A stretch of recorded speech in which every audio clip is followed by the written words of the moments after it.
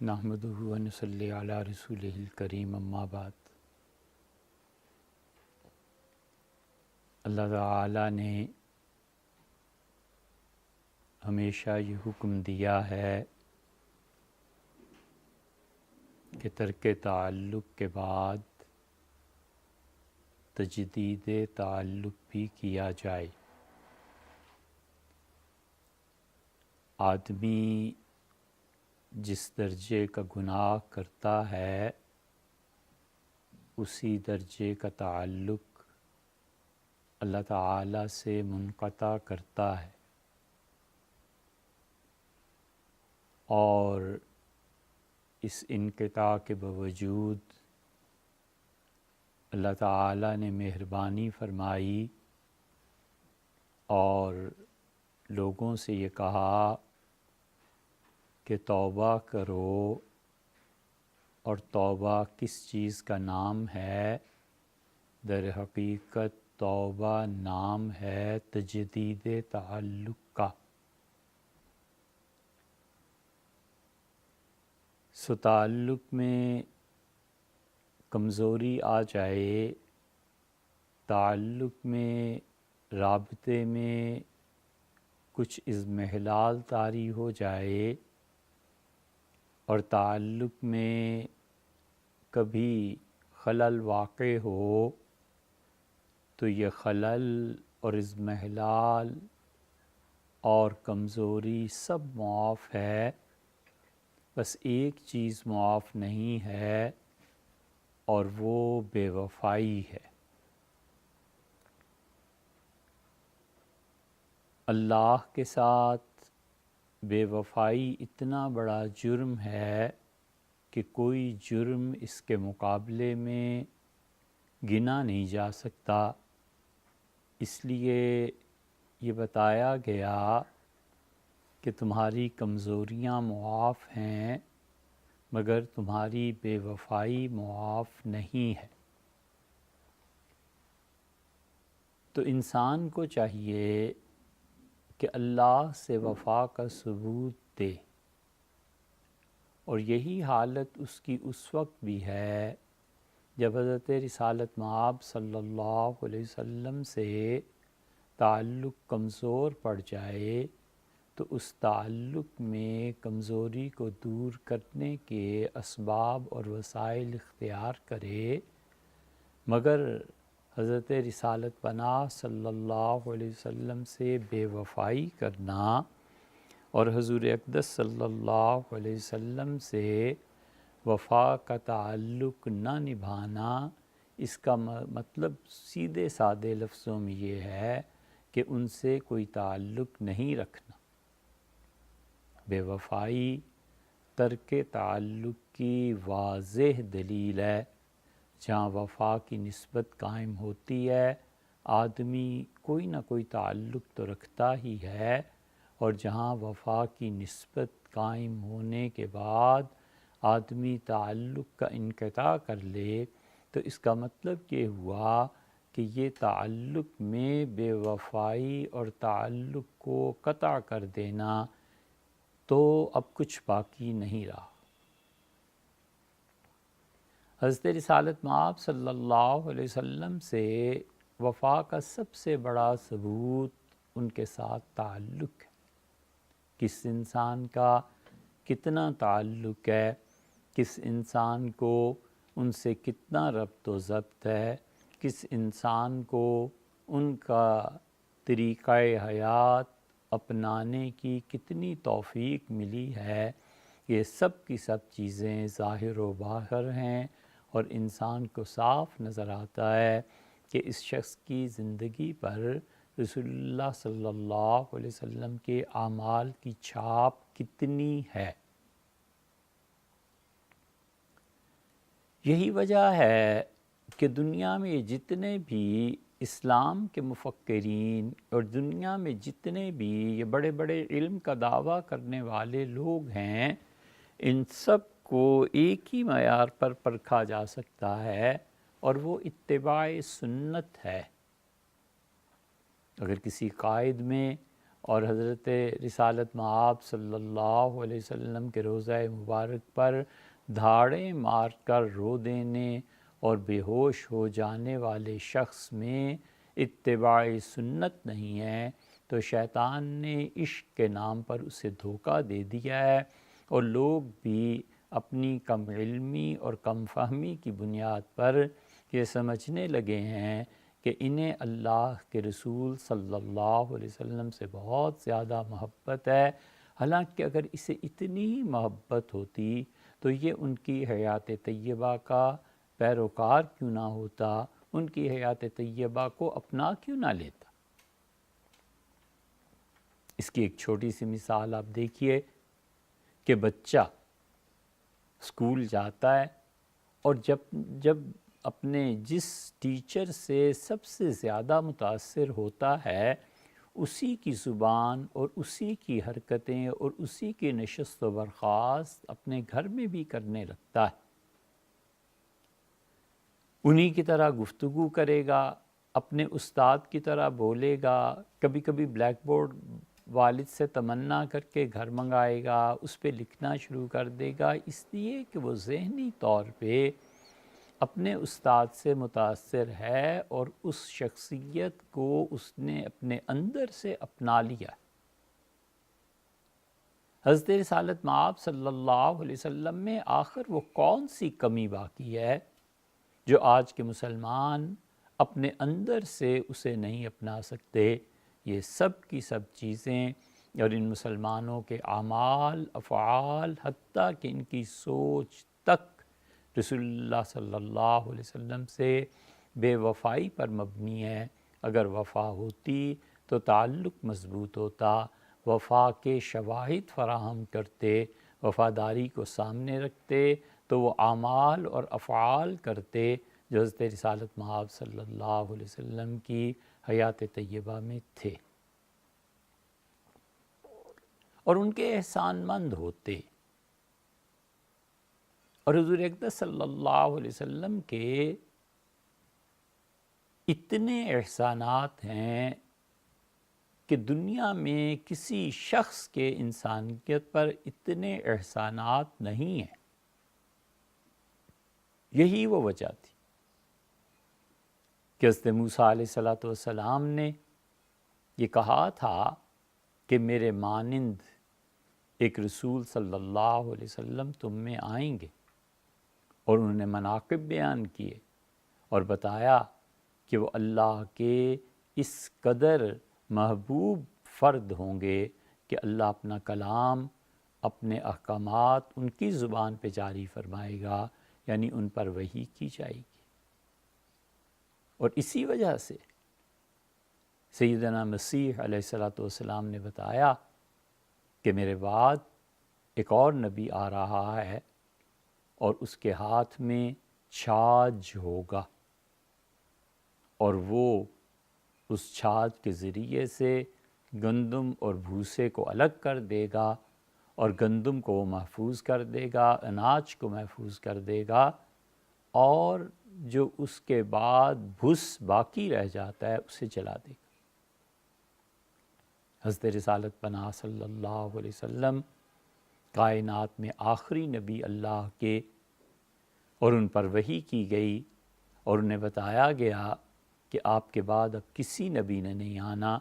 تو دوسرے الفاظ میں مطلب یہ تھا کہ جو وحی آپ پر نازل ہوئی ہے اب یہ قیامت تک انسانوں کے تمام مسائل اسی سے حل ہوں گے۔ اگر رہتی دنیا تک یہ کتاب و سنت، اجتہاد، اجماع، قیاس، بعد کے جتنے حضرات نے شریعت کو ثابت کیا ہے، اگر یہ سب کافی نہ ہو جائیں تو پھر ختم نبوت ہی بیکار ہے۔ ختم نبوت کا مطلب ہی یہ ہے کہ اللہ تعالیٰ نے حضرت رسالت پناہ صلی اللہ علیہ وسلم کو اتنے تر و تازہ اور اتنے روشن پیغام اور وحی کے ساتھ بھیجا کہ اس وحی کی روشنی میں قیامت تک آنے والے جتنے مسائل ہیں وہ جدید ہوں یا قدیم ہوں، سب کے سب اسی سے حل ہوں گے، اور لوگ اسی سے راہ پائیں گے۔ اگر کوئی اپنی راہ ایسی ڈھونڈتا ہے جو راہ رسول اللہ صلی اللہ علیہ وسلم کے کوچے سے نہیں گزر کر جاتی، تو وہ کتنا ہی عشق رسول صلی اللہ علیہ وسلم کا دعویٰ کرے، وہ ہر اعتبار سے جھوٹ بولتا۔ یہی وجہ تھی کہ حضرت موسیٰ اور عیسیٰ علیہ السلام انہوں نے وضاحت کی، خاص طور پہ حضرت موسیٰ علیہ السلام نے، جنہیں بتایا گیا کہ اب تک جو نبوت بنی اسرائیل میں چلی آتی ہے، آئندہ سے یہ نبوت بنی اسماعیل میں منتقل ہو جائے گی، اور بنی اسماعیل میں اللہ ایک نبی علیہ السلام کو بھیجے گا، اور اللہ تعالیٰ اس پر وحی بھی کرے گا۔ اور یہی وجہ تھی کہ رسول اللہ صلی اللہ علیہ وسلم جب پہلی وحی لے کے ورقہ بن نوفل رضی اللہ عنہ کی خدمت میں گئے اپنی اہلیہ محترمہ کے ساتھ، تو رسول اللہ صلی اللہ علیہ وسلم کی وحی سننے کے بعد بے اختیار انہوں نے کہا کہ ھذا الناموس الذی نزل اللہ علی موسیٰ، یہ وہ چیز ہے جو اللہ تعالیٰ نے حضرت موسیٰ علیہ السلام پر بھی نازل فرمائی تھی۔ جبریل امین ان کے پاس بھی گئے تھے، وحی ان پر بھی کی گئی تھی، اور رسول اللہ صلی اللہ علیہ وسلم نے قیامت تک کے آنے والے انسانوں پر سب سے بڑا احسان یہ کیا کہ اللہ کی راہ دکھائی، اللہ کی توحید بتائی، اللہ تعالیٰ کی صفات جن سے یہودی انکار کر چکے تھے، اور عقل جس کو سمجھ نہیں سکتی تھی، عقل جس راہ پر چل ہی نہیں سکتی تھی، رسول اللہ صلی اللہ علیہ وسلم نے اللہ کی صفات کو بیان کیا۔ اور پھر آخرت جو سب سے بڑا مرکز ہے، مرکزی دلیل ہے اللہ کو ماننے کی، رسول اللہ صلی اللہ علیہ وسلم نے بار بار اس عاقبت کی طرف توجہ دلائی۔ اگر کوئی شخص آخرت نہیں مانتا، قیامت کو نہیں مانتا، تو پھر اسے اللہ کو ماننے کا بھی کوئی فائدہ نہیں۔ ایک شخص کہتا ہے کہ میں خدا کو مانتا ہوں، ایک شخص کہتا ہے میں خدا کو نہیں مانتا۔ دونوں کے بارے میں بڑی آسانی سے فیصلہ کیا جا سکتا ہے کہ بھئی آپ اللہ کو مانتے ہیں، اور آخرت وہ کہتا ہے کہ قیامت نہیں آئے گی، کچھ بھی نہیں ہے، مر کے مٹی میں مل جائیں گے، یعنی مادہ انسان کا جسم اور جس مٹی اور جس چیز سے بنا ہے سب کچھ ختم ہو جائے گا، اور ایک ہی جگہ پر اس کا ظہور ہوا ہے۔ اور اس کے مقابلے میں ایک آدمی کہتا ہے کہ اس مادے کا ایک مرتبہ ظہور یہاں ہوا ہے اس دنیا میں، اور ایک مرتبہ اس کا ظہور آئندہ ہوگا۔ مادہ ایک ہی ہے مگر ظہور اس کا یہاں ہوا ہے، اور مرنے کے بعد دوبارہ اس کا ایک جگہ ہوگا۔ یہ ہندوؤں کے تناسخ کی بات نہیں کر رہے، مسلمانوں کا عقیدہ اور یہودیوں اور عیسائیوں کا مشترکہ عقیدہ کہ قیامت میں بہرحال اللہ کے ہاں حاضری دینی ہے، اگرچہ اس کی تفصیلات مختلف ہیں۔ لیکن ایک آدمی کہتا ہے خدا کے ہاں پیش ہی نہیں ہونا، تو بھلا بتاؤ پھر اللہ کو ماننے کا تمہیں کیا فائدہ ہوا؟ خدا کو مان کے جن گناہوں سے تم باز رہے اور اپنے نفس پہ قابو پایا، اس کا کریڈٹ کہاں ملے گا؟ اور ایک آدمی وہ سب کچھ کر گزرا تو اس کو سزا کہاں ملے گی؟ حضرت رسالت پناہ صلی اللہ علیہ وسلم نے اس کی تلقین کی، اور اتنی گہرائی اور شدت کے ساتھ تلقین کی کہ بتایا کہ انسان تو انسان، جانوروں تک کو اٹھایا جائے گا۔ 2 بکریاں اٹھائی جائیں گی، ایک سینگ والی اور ایک بے سینگ کے، اور جس نے جس پر زیادتی کی تھی بے سینگ والی پہ، اسے سینگ دیے جائیں گے۔ یہ عدل اللہ کو محبوب ہے، اور وہ سینگ مارے گی، اور پھر کہا جائے گا کہ کونا ترابن، دونوں مٹی میں مل جاؤ، اور دونوں معدوم ہو جائیں گی، ختم ہو جائیں گی۔ یہ حضرت رسالت مآب صلی اللہ علیہ وسلم کا احسان ہے۔ عقائد کو درست کیا، اعمال کو درست کیا۔ اللہ کی قربت کا سب سے بڑا عمل جو اللہ کا حق ہے، سب سے بڑا حق جو اس کا اپنے بندوں پر ہے کہ لوگ نماز پڑھیں۔ یہ نماز کی دولت حضرت رسالت پناہ صلی اللہ علیہ وسلم ہی کی وجہ سے ملی۔ 2 نمازیں لوگ پڑھتے تھے اسلام کے آغاز میں۔ جب معراج میں حضور اقدس صلی اللہ علیہ وسلم کی حاضری باری تعالیٰ کی بارگاہ میں ہوئی تو 2 کی بجائے 5 نمازیں کر دی گئیں۔ قرب کا اور موقع فراہم کیا گیا۔ یہ رسول اللہ صلی اللہ علیہ وسلم ہی کا احسان ہے۔ انہوں نے اللہ کی عبادت سکھائی، انہوں نے انسانوں کو انسانوں سے کیسے رہنا ہے مل جل کے، یہ تہذیب سکھائی، لوگوں کو طریقے سکھائے۔ اور ان کے اس کمال میں کوئی ان کا شریک و سہیم نہیں ہے۔ رسول اللہ صلی اللہ علیہ وسلم کا یہ کمال تھا اور انتہائی اعلیٰ درجے کا کمال تھا کہ جو کچھ انسانوں پر بوجھ چلے آتے تھے اور جن زنجیروں نے انسانوں کو جکڑ رکھا تھا اور جو بوجھ انسان کی گردن پر تھا اور وہ جھکی ہوئی تھی اور اس کے ہاتھ بندھے ہوئے تھے اور انسانیت کا سر جھکا ہوا تھا، یہ ساری بیڑیاں اس ہستی نے کاٹ ڈالی۔ یہ ساری زنجیریں رسول اللہ صلی اللہ علیہ وسلم نے کھول کر پرے رکھ دیں اور انسانوں کو آزادی بخشی، انسانوں کو آزادی دی، انسانوں کو بتایا کہ وہ کس درجے پر فائز ہیں اور انہیں کس درجے پر انسانوں نے کے حقوق تلف کر کے گرایا تھا۔ ان سے پہلے جو انسان تھے انہیں یا تو پھر اللہ کی طرف سے سزا دی گئی اور کچھ چیزیں ان پہ حرام کر دی گئی تھیں، یا پھر انہوں نے اپنی بدعات کے طور پہ خود ہی اپنے پاس سے شریعت میں تحریف کر کے بہت سی چیزیں حرام کر دی گئی تھیں۔ اللہ نے ان ساری چیزوں کو حضور اقدس صلی اللہ علیہ وسلم کے ذریعے انسانوں سے وہ بوجھ اتارے اور نبی کریم صلی اللہ علیہ وسلم کو اس مقام پر فائز کیا کہ انہوں نے برملا فرمایا، برجستہ فرمایا، سب کے سامنے فرمایا کہ لوگوں میں ایک آسان دین کے ساتھ مبعوث کیا گیا۔ وہ آسان دین، یہ ان کا سب سے بڑا احسان ہے مذہبی لوگوں پر۔ اسی لیے قرآن کہتا ہے یرید اللہ بکم الیسر، اللہ تمہارے لیے آسانی چاہتا ہے۔ جب اللہ آسانی چاہتا ہے تو اس کا خود بخود مطلب یہ نکلتا ہے کہ وہ جو تنگی ہے نہیں چاہتا۔ آسانی کے مقابلے میں تنگی آ گئی نا، عسر کے مقابلے میں یسر کے مقابلے میں عسر آ گیا نا۔ اللہ تعالیٰ نے فرمایا یرید اللہ بکم الیسر، اللہ تمہارے لیے آسانی چاہتا ہے۔ خدا چاہتا ہے کہ وہ آسان دین حضرت رسالت مآب صلی اللہ علیہ وسلم کے واسطے سے اس امت کو دیا جائے، لیکن جو مفہوم خود بخود اس سے ٹپکتا تھا، اس کے باوجود خدا نے آگے چل کر پھر یہ فرما دیا تاکہ لوگوں کے ذہن میں رہے،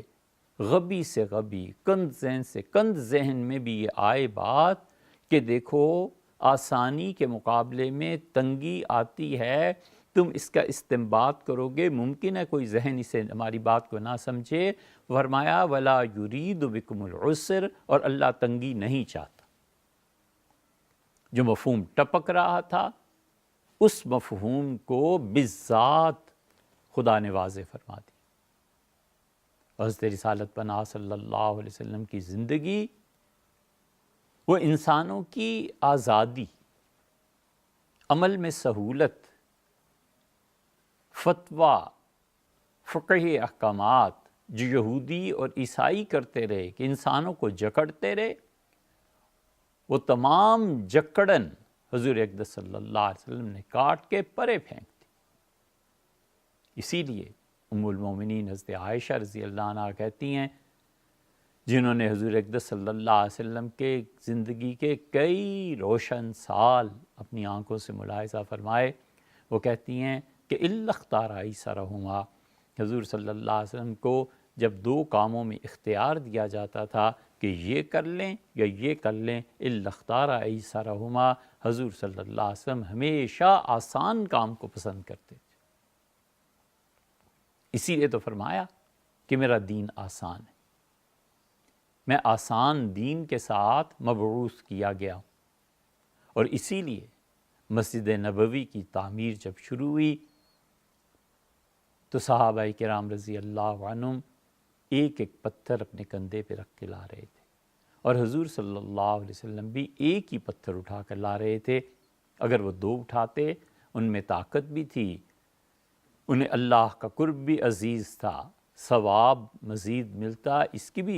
بھی طلب تھی۔ اس کے باوجود ایک پتھر اٹھایا تاکہ کہیں ایسے نہ ہو کہ میری امت آئندہ سے مشقت اور زیادہ بھرپور محنت کو سنت سمجھ کے کرنے لگے، بلکہ ان کی اپنی اختیار پر چھوڑ دیا، ثواب دید پہ، کہ وہ نفل کے درجے کی چیز رہے۔ اگر کوئی کرنا چاہتا ہے تو بے شک کرے، لیکن وہ یہ نہ سمجھے کہ رسول اللہ صلی اللہ علیہ وسلم نے اس چیز کو، سختی کو، تنگی کو، مشکلات کو اپنایا ہے۔ ان کا طریقہ کار یہ ہے کہ ہمیشہ آسانی۔ چنانچہ حضرت عمار بن یاسر رضی اللہ عنہ ایسے کرتے کہ دو پتھر اٹھا کر لائے۔ حضور اقدس صلی اللہ علیہ وسلم نے اس موقع پہ ان کی قدردانی بھی فرمائی، انہیں شہادت کی بشارت دی کہ آپ شہادت سے سرفراز ہوں گے، لیکن رسول اللہ صلی اللہ علیہ وسلم قیامت تک کے لیے اسوہ حسنہ وہ طریقہ اختیار فرمایا کہ انسانوں کو جن پابندیوں نے جکڑ رکھا تھا، ان پابندیوں کا خواہ و خدا کی طرف سے پچھلی اقوام پر سزا کے طور پر دی گئی، اور خواہ وہ پابندیاں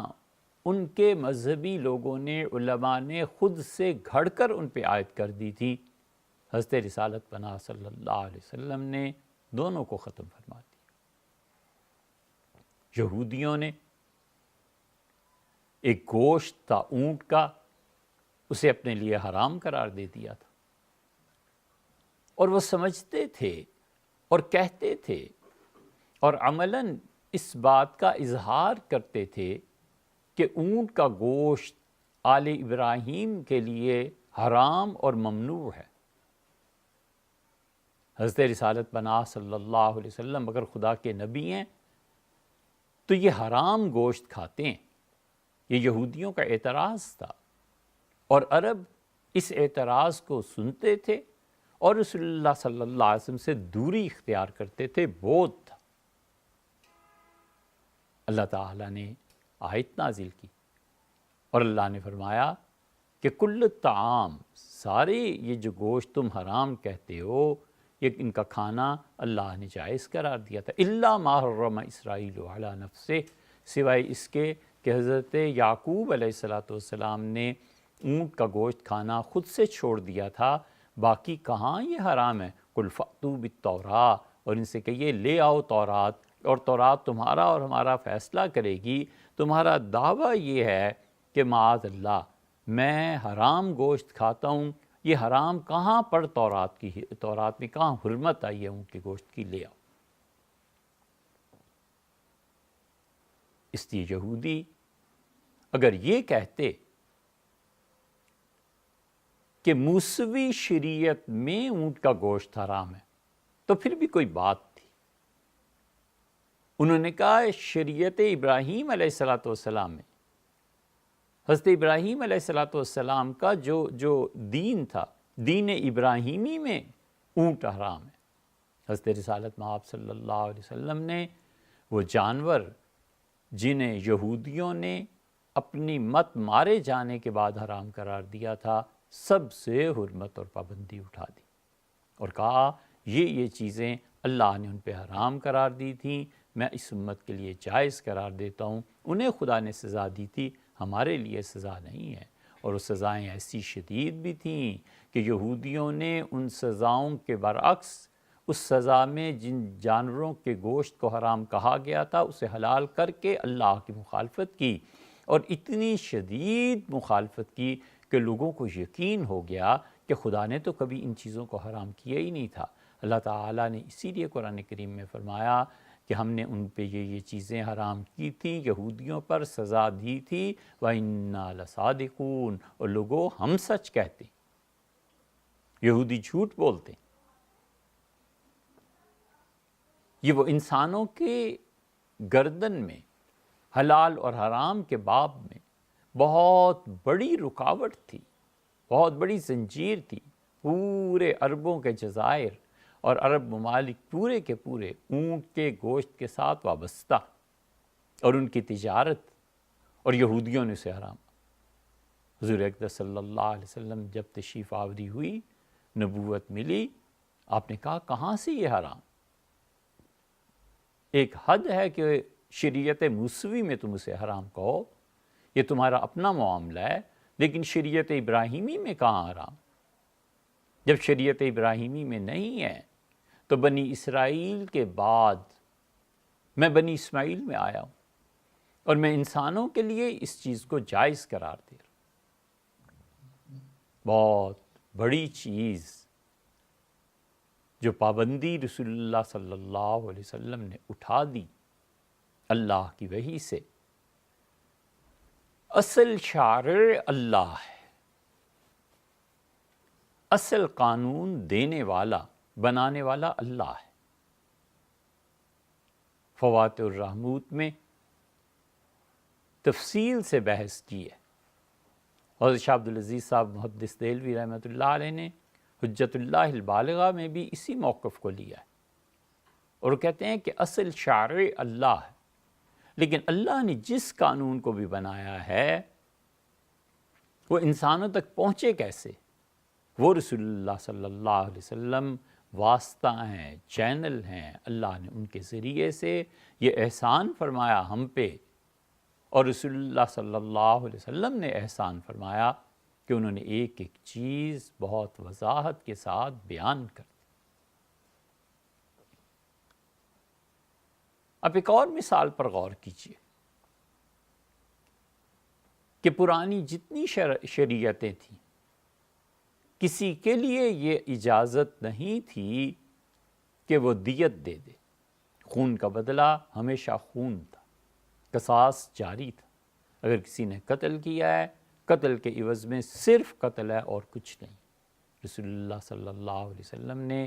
اس امت کو ہی نہیں، تمام انسانوں کی یہ سہولت بخش دی کہ جو اس امت میں شریک ہوتا جائے، اور اگر وہ خون کے بدلے خون، اور خون کے بدلے میں دوسری صورت دیت کی یعنی مال کی، جو فریقین آپس میں طے کر لیں خوشی کے ساتھ، اس پہ فیصلہ کر دیا جائے، جیسا کہ حضرت امام ابو یوسف رحمۃ اللہ علیہ کا مسلک ہے۔ یہ رسول اللہ صلی اللہ علیہ وسلم نے انسانوں سے بہت بڑا بوجھ اتار دیا کہ ضروری نہیں ہے کہ تم قتل کے بدلے میں قتل ہی کرو گے۔ اگر وہ دونوں فریق اس بات پر اپنی خوشی سے راضی ہیں کہ ایک فریق دوسرے کو پیسے ادا کر دے، اور پھر اس صورت میں اس کو آزادی مل جائے، اس کو چھوڑ دیا جائے، یہ دیت رسول اللہ صلی اللہ علیہ وسلم نے اللہ کے حکم سے اس امت کو دی ہے، اور یہ بہت بڑی پابندی اور زنجیر تھی انسانوں پہ، آپ نے اسے اتار دی۔ حضور اقدس صلی اللہ علیہ وسلم کا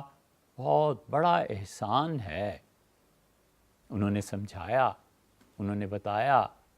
کہ نکاح کی حدود کیا ہیں۔ یا تو خدا نے اور یا عیسائی مفتی اور فقیہ جو ان کے تھے، حضور اقدس صلی اللہ علیہ وسلم نے اصول کی بات فتوے میں جو ارشاد فرمائی ہے،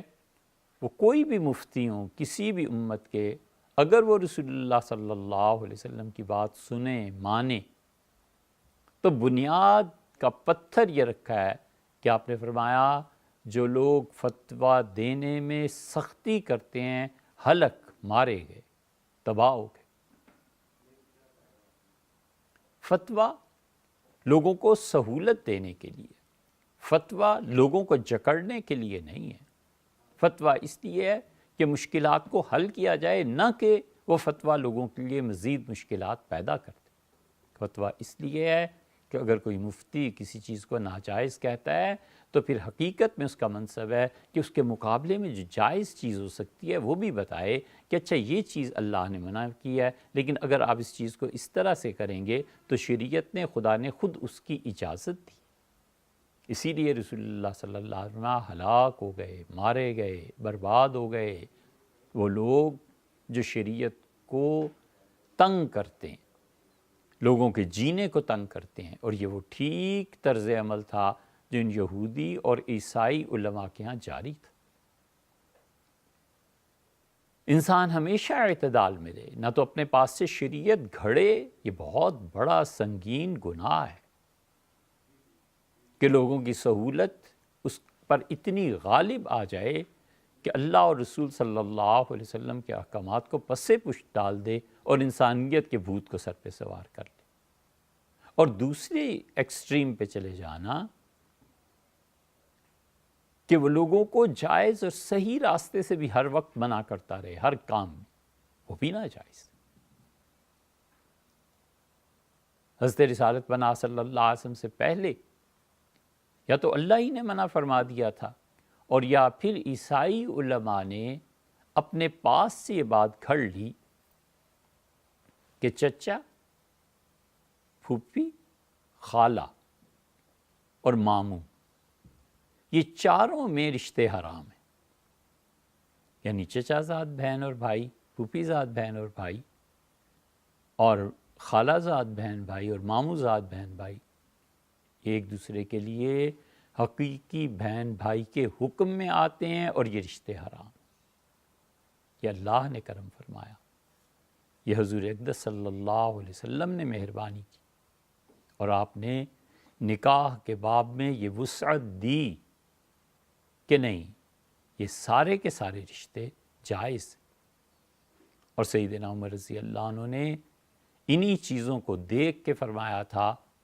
کہ دیکھو، باہر سے بھی رشتے کرتے رہو، اپنے رشتہ داروں میں تو ہوتے ہی ہوتے ہیں، باہر کی لڑکیاں یعنی دیگر خاندانوں اور قبائل کی لڑکیاں اپنے خاندان میں لاتے رہو تاکہ خون تبدیل ہوتا رہے۔ وہ جو خون آئے گا اپنے ساتھ کچھ اچھائیاں کچھ برائیاں لے کے آئے گا، اور تربیت بہت سی اچھائیوں کو اجاگر کرتی ہے اور بہت سی برائیوں کا کام کرتی، برائیوں کا ازالہ کرتی۔ یہ سیدنا عمر رضی اللہ عنہ کا فرمان در حقیقت رسول اللہ صلی اللہ علیہ وسلم کے اسی فرمان کی توضیح اور تشریح ہے کہ آپ نے ان رشتوں کو جائز قرار دے دیا، اور وہ جو انسانوں پر ایک بوجھ اور تنگی نکاح کے باب میں تھی، اس تنگی کو دور فرمایا۔ اس لیے ہمیشہ تجدید عہد کرتے رہنا چاہیے، حضور اقدس صلی اللہ علیہ وسلم سے وفا کا ثبوت دیتے رہنا چاہیے، اور نبی کریم صلی اللہ علیہ وسلم کی یاد، ان کا تعلق، ان کے ساتھ ان کے احسانات، ہمیشہ اس کا اعتراف کرتے رہنا چاہیے، اور ہمیں پڑھتے رہنا چاہیے کہ السلام علیکہ ایھا النبی ورحمۃ اللہ وبرکاتہ، السلام علینا وعلی عباد اللہ الصالحین۔